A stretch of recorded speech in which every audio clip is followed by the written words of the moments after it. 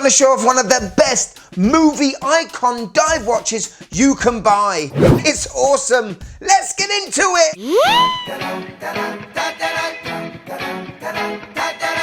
Yes, and welcome to the Mad Watch Collector Show. Today, I am very excited. Now, I'm always on the lookout for cult, iconic watches that a lot of you guys may not know about. You know, the watches that if you know, you know. The watch I'm showing you today solidified its iconic status for being in a very big movie in the 1970s. Now, the brand I'm talking about today is Alsta. This company was formed in 1940 by a Belgian man who emigrated to the US and was importing Swiss movements and casing them and assembling them in the US. Now, it was the 1960s where this brand really took off, when the sports watch craze started. However, like many companies in the late 70s, due to the quartz revolution, this brand ceased trading. And it wasn't until 2017 that the brand came out of the ashes and was reborn. And since that time, this watch has been reissued on several occasions, but I think the latest reissue is by far the best. And I cannot wait to show you guys. Disclaimer! Yes, thank you very much. This watch was sent in to me by Alsta and I don't have to give it back. But what do I really think about the watch? What does the wife think about the watch? And do I recommend it to you guys? Only one way to find out. Are you shark and dive watch ready? Let's go.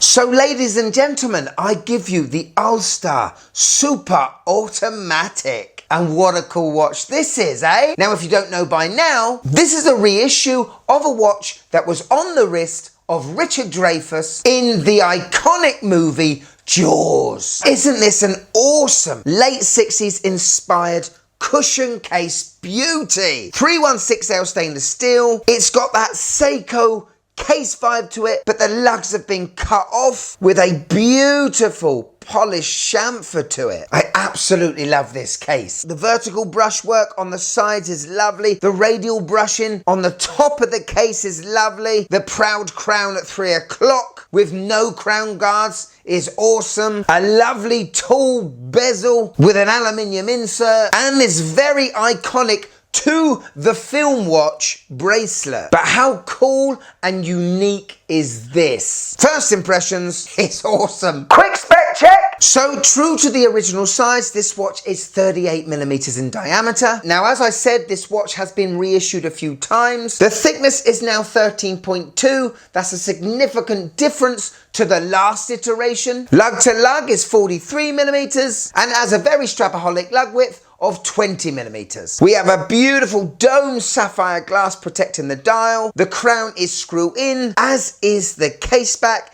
and it gives this watch 300 meters of water resistance. Proper diver. When it comes to the bezel, aluminium insert, good teeth on it, good size, decent ratchet, slightest of back play, hardly anything. Have a listen to this. Though it's not as refined as say the new Longines Hydra Conquest, it's definitely not to be sniffed at. Very nice. The one thing I am surprised with is the fact we do not have a loom pip on the bezel triangle. This is a proper tool, and yes, even though it is replicating a reissue that didn't have it, I think they could put some sort of loom pip on there, you know. But great operating it.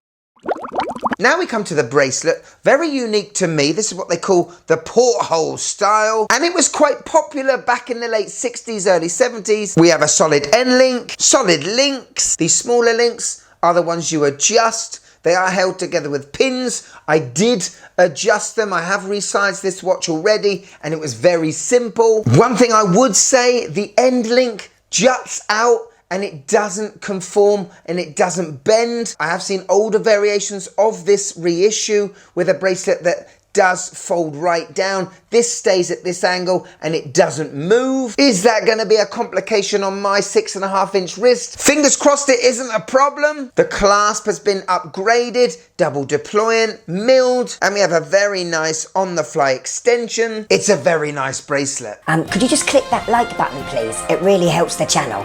Thank you. Okay, let's look at the face. Dial time. And back in the day, I think this watch was made out of a single piece of stainless steel. It did say monoblock, I think, below the hand stack. Alsta have done a great job at getting rid of a lot of the text just to make this watch look a little cleaner. And I think new to this reissue is the matte finish on the dial. I love these indices, almost like mini coffins or extended blunt diamonds. We have a date window at 3 o'clock. It color matches the dial. It's not intrusive. It's not in your face. I also like these sword hands, and I really do love that italic type font of Superautomatic.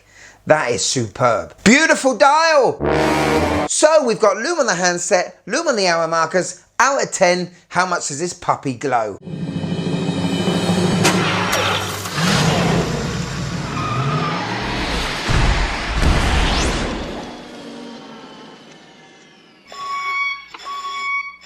Well, I've got to be honest, that is sensational. This has a lot of layers of C3 Super Luminova.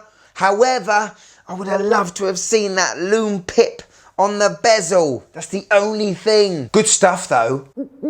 So, powering this beauty is a Swiss Sellita SW200-1. In previous generations of these reissues, Alsta have used an NH34, and it's allowed this case to be slightly thinner. Sweeps away at 28,800 beats per hour. It's ISO 764 certified, which means it's very anti-magnetic, and Swiss Sellitas for me have always been very nice to wind. Love that wind to them. It's automatic and it's been nice. Hello. On my 6.5-inch wrist and core, this is just about right. I think I took 4 links off, and like I said at the start, I was worried about how much the end link jutted out and didn't fold down. I would say if you had a wrist size below 6.5 inches, probably wouldn't fit you with this bracelet. Alsta do actually make a FKM rubber version of this porthole strap, and I personally will probably get that. It is quite a heavy bracelet. You definitely do feel like you have a watch on your wrist, but it looks so cool. Outside, decent legibility. We do have under AR coating. What a look this is though, huh? And it's a movie icon. Win-win.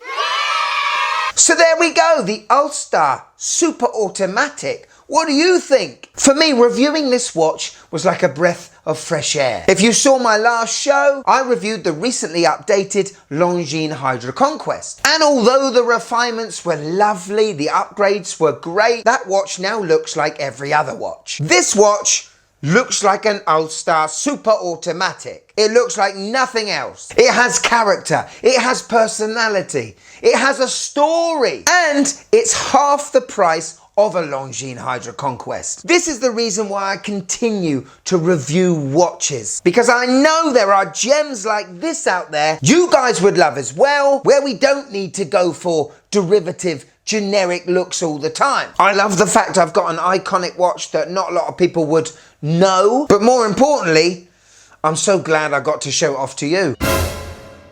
So here it is, my wife's opinion on this awesome Alsta Superautomatic Jaws watch. Ah, don't like it. Reminds me of a compass. And what the heck is that bracelet all about? Ugh. No, wife, no, you were supposed to like it. You were supposed to love it. You know, she's not the one that's going to be wearing it anyway. I absolutely adore it. It's awesome. Thank you so much to Alsta for sending this watch in for review. I hope I've been able to put new eyeballs on the brand, and I wish you all the success in the future. Get on the website in the description below and take a look at their history and the other awesome vintage inspired watches they do. Thank you so much for watching till the end. If you want a bit more of the Mad Watch Collector channel, we've got a Patreon now. See the shows early, blooper reels, behind the scene footage, private group chat, and get your name credited at the end of every show like this wonderful lot. But if I've got you here for a few more minutes, and I hope I have, why don't you check this one out? This is sensational. Oh my God, look at that. Look at it. Look at that. Click this one though, this is good as well. The good shows just keep coming. Go on, click it. Click it.